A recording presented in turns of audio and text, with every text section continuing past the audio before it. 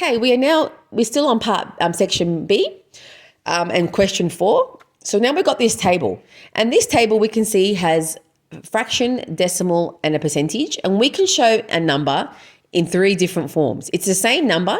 I can show it as a fraction, I can show it as a decimal and a percentage. So this table basically is asking us to go from either a fraction to a percentage or a decimal and vice versa. Here I've got a decimal, I've got to turn it into a fraction and then a percentage. So there's more than one approach for all of these. We always try and think of the quickest way, but no matter which way you use, if you do it properly, it'll work. Now let's start with the first one. Here is a fraction. I've got 540 out of 100. Now, we know that any number out of 100 is already a percentage. So this is saying 541%. So 541%. No working out, just using my knowledge of percentages. Denominator is 100. I write it, the 2 zeros here and the fraction line. Okay, done. And now the decimal, how do I turn this into a decimal? Well, this is easy. I know that I'm dividing by a power of 10. So when we're turning a fraction into a decimal, the best way is to divide the numbers. So 541 divided by 100. And then because it's a power of 10, I just got to move my decimal, which is currently here, and go back 2 places, 1, 2. So that becomes 5.41. And I'm done. So that was pretty quick because our denominator was easy, a power of 10, which is 100. Now the next number in my table, they've given me a decimal. Okay, so I've got to turn this decimal into a percentage and then into a fraction. All right, so I might just turn my decimal into a fraction. So I can see I've got a whole number. So this is going to be a mixed fraction. So a big 2 is going to start me off. Now the 75 is, the 75 is in my decimal places. So because there's 2 decimal places, we just have to write 75 over 100, okay? And that's my fraction, but we know we can also simplify. So I can divide them by 5. I can see a higher factor of 25. If you divide it by 5, that's fine. Keep dividing by 5 until you can't anymore. So 75 divided by 25 is 3, and 100 divided by 25, I know there's 4 25s in 100, so that'll be 4. And then don't forget to write the whole number as well. So we now got 2 3/4, okay, as my fraction. Now to turn this into a percentage, we know, remember, to turn anything into a percentage, we have to times the number by 100 and add the percentage symbol. So we've learned this before. To turn any number into a percentage, I can times the decimal by 100, I can times this fraction by 100. Okay, now if I'm going to times a fraction by 100, I've got to turn it into a mixed number first. Into an improper fraction first. So we're going to go times and plus, and then times it by 100. But I think it's easier to turn this into a percentage, because decimals, if I times it by 100 to turn it into a percentage, I just have to move the decimal point 1, 2, and I'm done. So my percentage will be 275. And don't forget to add the percentage. So here I should have put a percentage. So we times 2.75 by 100%. Now, next one, we've got 80%. So we've also learned that this percentage symbol means out of 100. So I can just write 80 out of 100. And I'm pretty much done, but we must simplify our fractions. So I'm just going to cancel those zeros at the end, one from the top, one from the bottom. I now have 8/10. And I can see they're both even. I'm going to divide them by 2. 8 divided by 2 is 4. 10 divided by 2 is 5. And I have now my simplified fraction of 4/5. And that wasn't too hard. Now to turn a percentage into a decimal, I'm going to do the same thing. I have 80 divided by 100. Remember, the fraction line means divided by 100. So if you want to write it like that to see it more clearly, we're saying 80 divided by 100. So all we have to do, the decimal point, I'll just write 80 again. The decimal point is just there. We've got 2 zeros, so 1, 2, and I now have 0.8. Now we can write the 0, but we don't need to have it at the end. So we end up with 0.8. Okay, so that's nice and easy. The next one, I've got 5.02. So 5.02, if I turn it into a fraction first, I'm going to have that whole number 5. And then here I've got 2 decimal places. So this is really important. 2 decimal places means I have to have 2 zeros on the bottom. So I have 100 on the bottom. Now I've only got the 2. So I only have to write 2 on top. And there's my fraction. But of course, I can see that it can be simplified. So I have 5. 2 divided by 2 is 1. And half of 100 is 50. So 5 and 1/50th.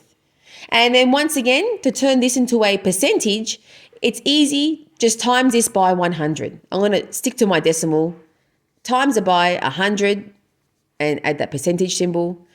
So if I times it by 100, it goes to the right 2 times. So I have now 502%. Nice and easy. The next one I have is 2/11ths. So this fraction is simplified for me already. So that's done. Now to turn a fraction into a decimal, now I can turn this into a percentage. I can just times the whole fraction by 100 and then turn it into a percentage. But I might just turn it into a decimal first and then turn the decimal into a percentage. But however you do it is still correct, as long as you times by 100. Now, how do I turn this fraction into a decimal? I know this is saying 2 divided by 11. That's my first step. And I also know I have to set up my algorithm, and they switch places. So you have to make sure the 2 is in here and the 11 out there. Okay.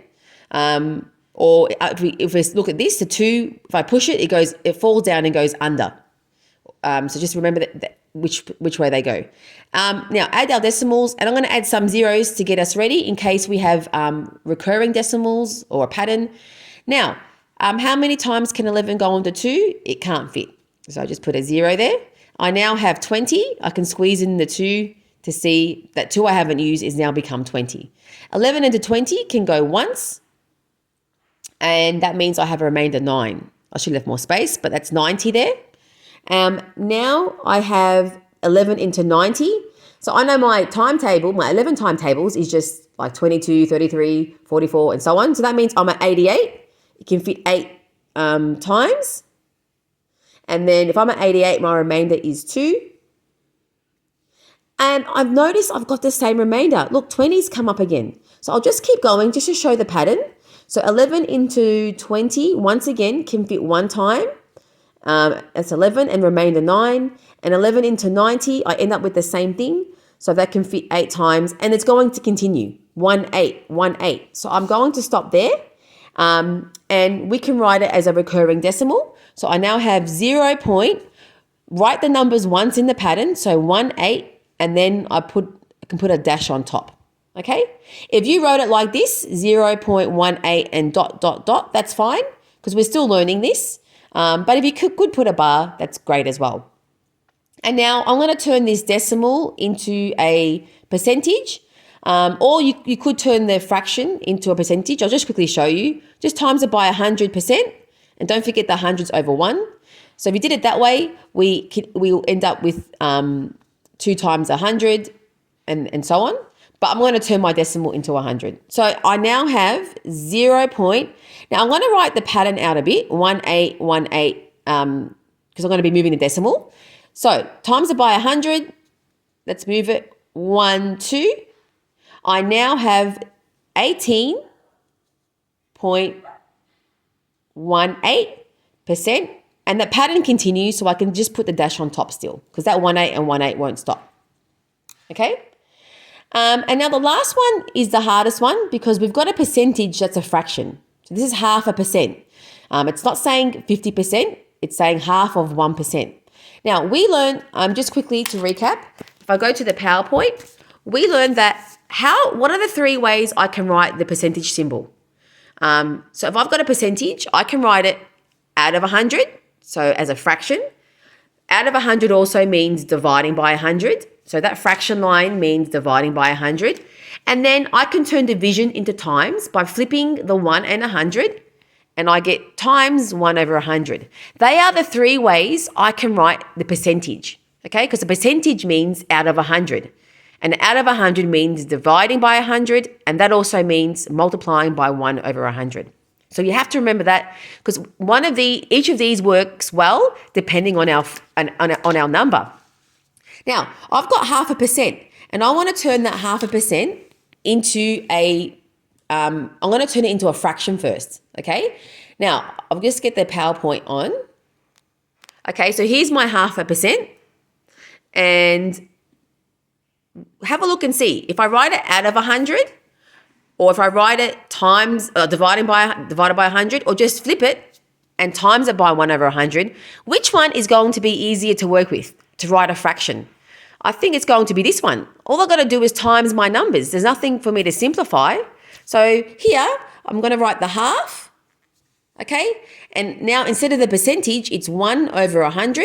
That's now my percentage symbol as 1/100. And this equals 1 times 1 is 1 over 2 times 100 is 200. And I'm done. So there's my fraction. So all I did was, instead of writing the percentage symbol, I wrote it as 1 times 1/100.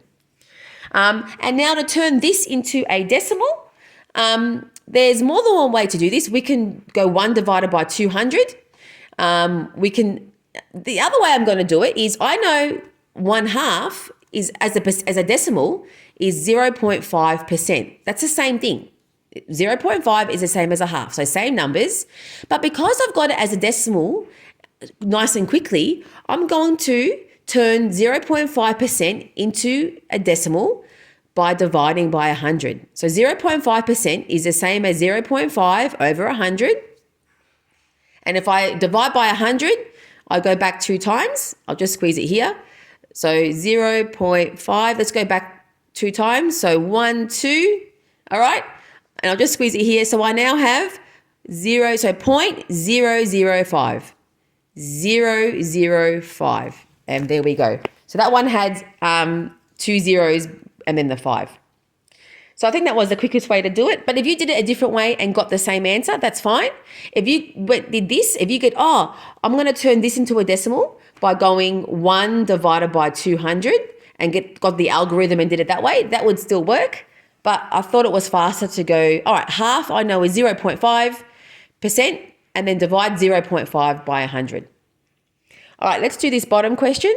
Fill in the missing numerators and denominators to make equivalent fractions. All right, now we always know when we have a number line, this is exactly like if I drew a bar. Just give me a sec, I'll just draw a bar.